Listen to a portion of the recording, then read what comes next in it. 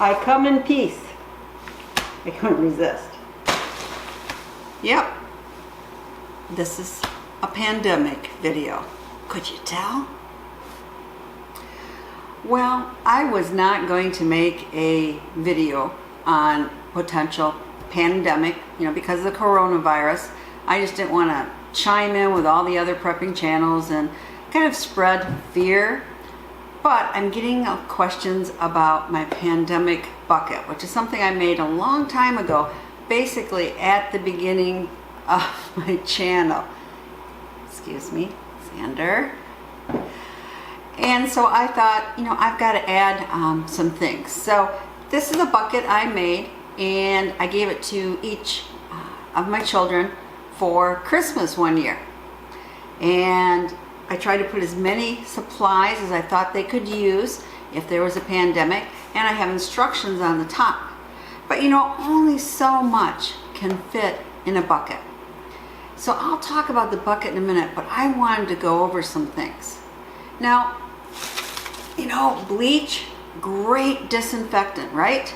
But unfortunately, it only has a 6-month shelf life, and then it starts deteriorating.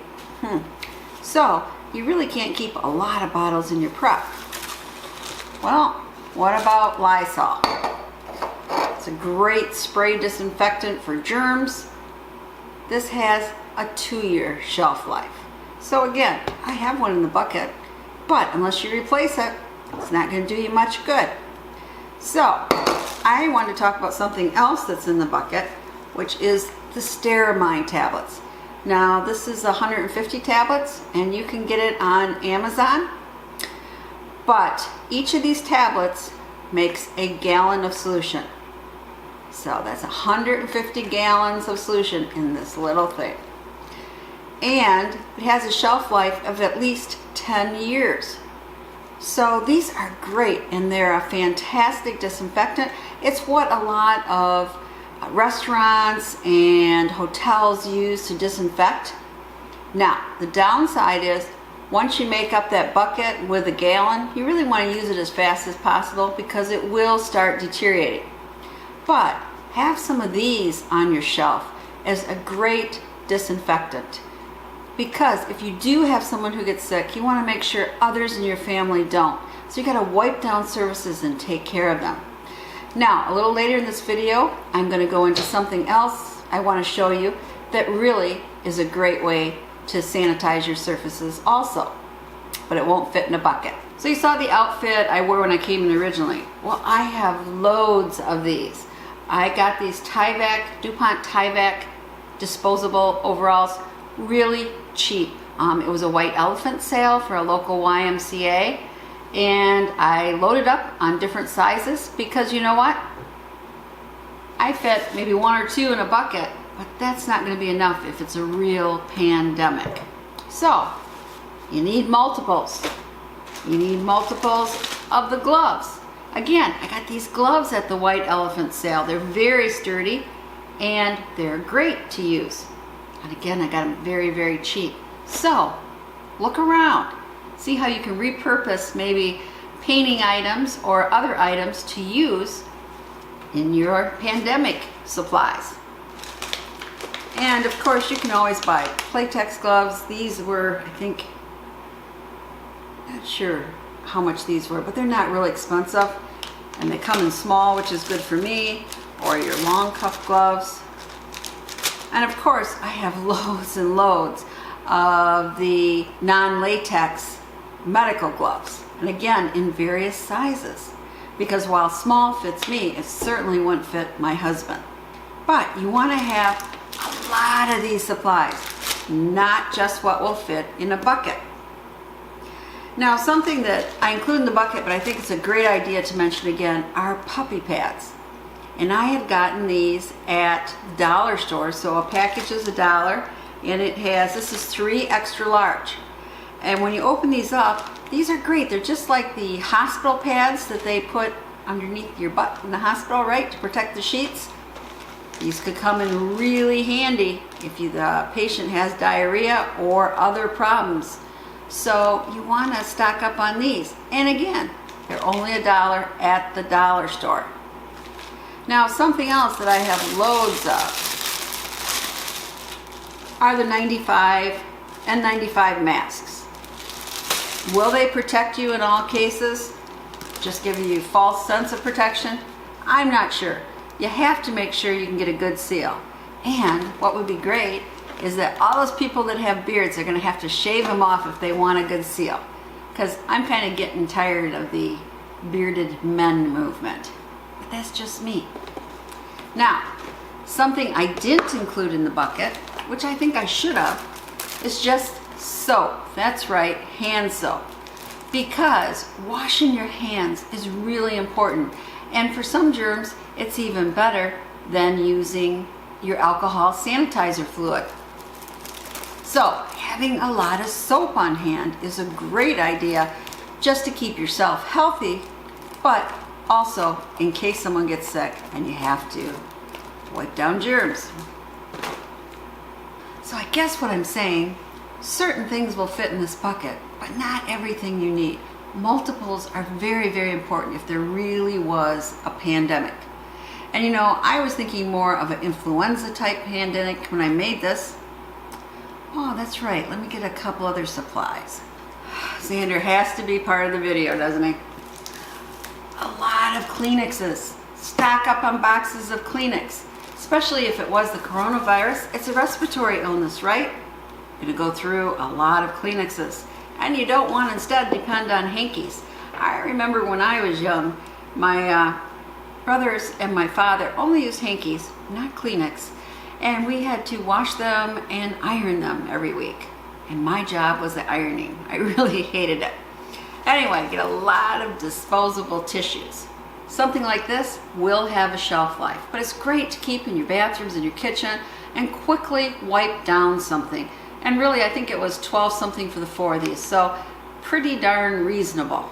Now, the other thing you might want to check is how hot your washing machine gets for sanitizing your towels and your bedding, you know, your linen. That's important if someone is really sick.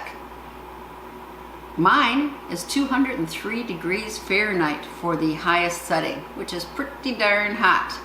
And I think it will kill most things. But make sure that your washing machine can get up to that hot actual temperature. Because sometimes if it's not calibrated right or you've turned it down to save for your electric bill, it might not reach that temperature. You know what? And it's important to get a really hot temperature unless you want to have to boil all those linens to actually sanitize them.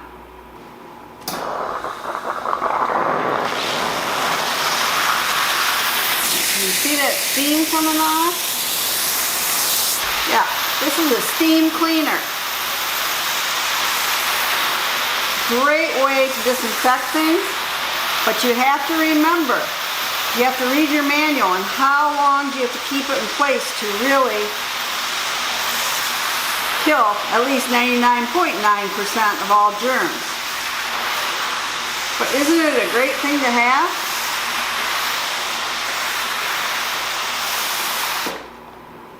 Now, I have had that steam cleaner for over 25 years. I think it was $600 when I bought it originally. Our house does not have any carpeting in it. That's right. Our kitchen is all granite tiles. You can see we had granite countertops.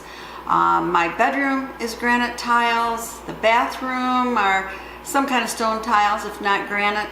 And we have wood floors and parts of the others. And downstairs, ceramic tiles and slate. So a steam cleaner is a great way to get things clean. And personally, I kind of hate carpet because I always wonder what lurks in it, right? Well, I can get down on my hands and knees and clean my floor. I won't say easy, it takes time and you can build up a sweat, but with a steam cleaner. But it's also great for disinfecting things.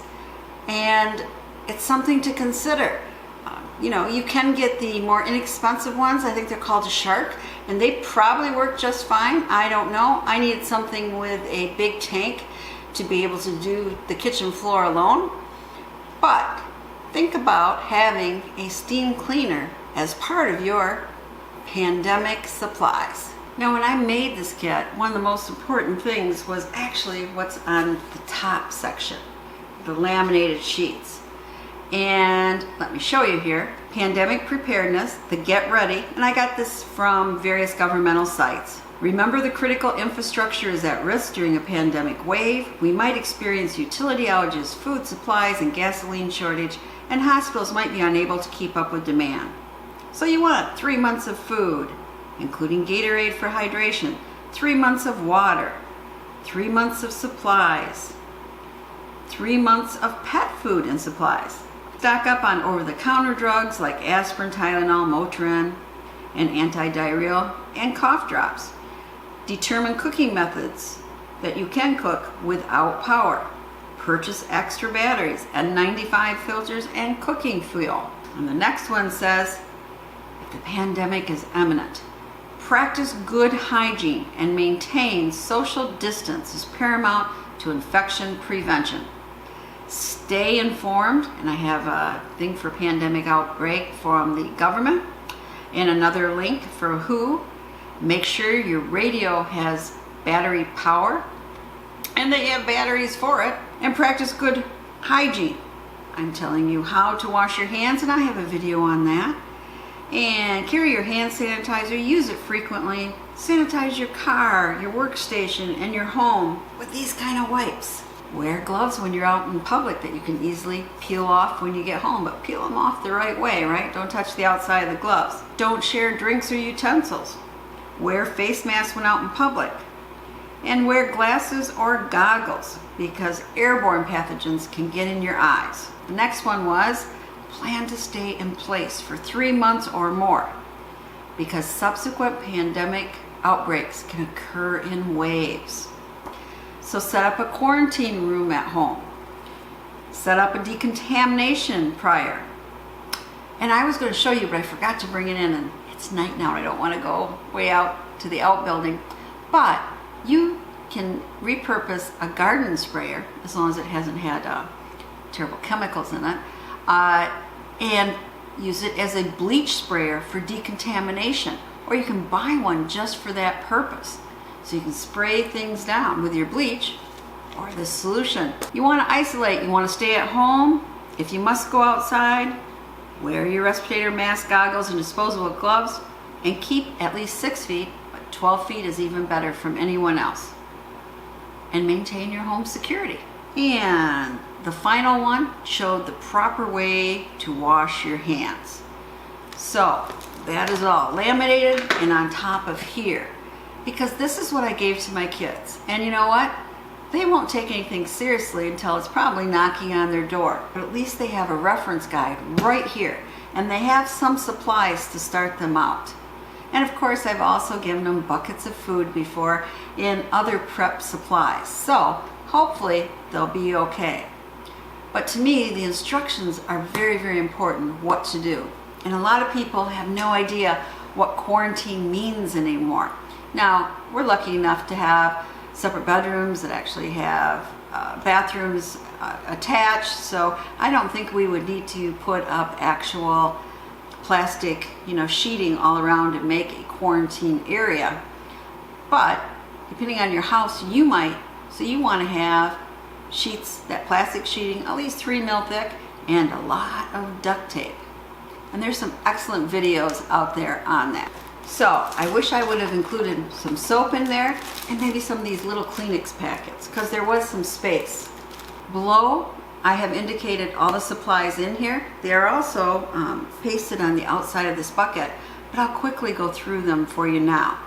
For personal protection, we have 2 Tyvek suits, 2 pair shoe covers, hair nets, 2 pair heavy-duty rubber gloves, 2 pair of safety goggles, duct tape, Reusable P100 respirator, that's a 3M type that has the little canisters that you put on. And we have extra respirator cartridges, 5 N95 masks, and 100 disposable latex gloves. So for sanitation and hygiene, I got Lysol spray in here. 2 Playtex gloves, heavy duty, like the kind you clean your kitchen with. Hand sanitizer, 32 bleach tablets, antibacterial germ wipes, 10 caution biohazard biohazard labels, and 350 of these tablets, the Steramine. For the medical, I do have 25 disposable thermometers, so you can take the temperature, see if a person has a fever, and 5 packets of oral hydration solution that I made up, but also the recipe is there, and it's something you can make very easy from your home supplies. And the bucket itself can be a trash receptacle, or it could actually be an emergency toilet if need be. But right now, it's just including all the supplies. So, it is time. You know, my thing is, personally, I'm not really afraid of the coronavirus at this time. But anytime something could mutate, I'm more scared of influenza would. But the good point is, it makes people think, what would they do? What if it was a pandemic? And it helps people know what supplies you need to get and get them on your shelves. So even though I don't think this is going to be a worldwide pandemic, I don't think the death rate, which is at about 3% now, and it probably will go a little bit higher. I mean, it's hard to know because I don't know if we're getting exact numbers out of China. But still, that isn't really like I would think of for a pandemic to really, really worry. But can this cause loss of work? You know, people sick enough to stay home? Can it interrupt certain services? I know even here we have 2 schools on the coast that have closed because of the stomach flu. And they had 20% of students and 20% of staff out. Lethal? No. But sure makes you feel miserable. And they're closing, and then they're going to be spraying with bleach or whatever they use to disinfect everything at the school. And that's what time it is right now. We are in the influenza time and the flu time, so it's good to have your supplies ready. But please don't be scared that this is going to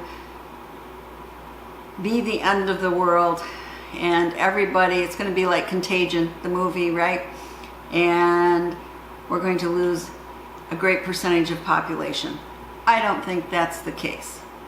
But I do feel sorry for everyone that is affected by it, especially for those that have to live in such close proximity in China. That has to be very, very scary for them. So I don't want to downplay the coronavirus. I'm just saying what my gut feeling is.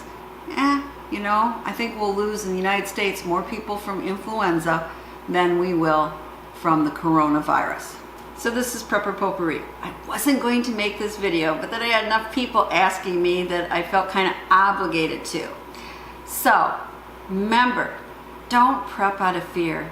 Prep out of love for your loved ones, your neighborhood, your community, and the world at large. And love yourself. This is Prepper Potpourri saying, please subscribe, share the knowledge, thumbs up if you like this video, and please wash your hands regularly. Bye.